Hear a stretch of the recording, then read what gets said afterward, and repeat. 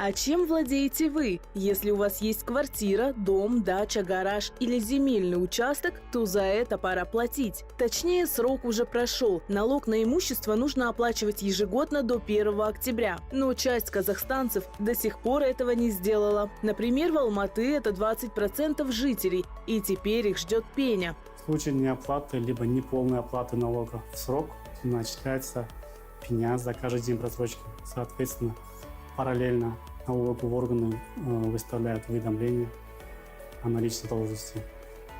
Уведомление на исполнение данного уведомления предоставляется 30 рабочих дней. Если и за это время не оплатить налог и просрочку, то будут приняты меры принудительного взыскания, возможен арест счетов и запрет на выезд за границу. Следующий важный момент. Сейчас индивидуальным подоходным налогом облагается имущество, купленное и проданное в течение года. Но с 2026-го срок продлевается. То есть, если вы купите квартиру в следующем году, а продать решите до 2028-го еще и дороже, то за это нужно будет заплатить в казну.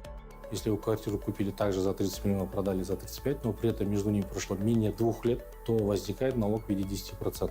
То есть в данном случае, получается, у нас расчет идет с 5 миллионов, так как это является положительной разницей, от 5 миллионов 500 тысяч.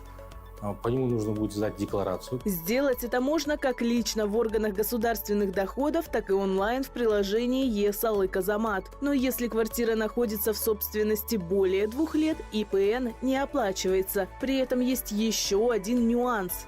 Установлена прогрессивная ставка по доходам физлиц, согласно которой, если сумма полученного дохода превышает 8,5 тысяч МРП, это примерно 36 миллионов тенге. Разберем наглядно, ведь даже маленькая недоплата может стать причиной лишних затрат и проблем. Итак, если вы купите дом за 50 миллионов тенге, а, например, через 1,5 года продадите за 90 миллионов, то налог составит 4 миллиона 161 тысячу 875 тенге.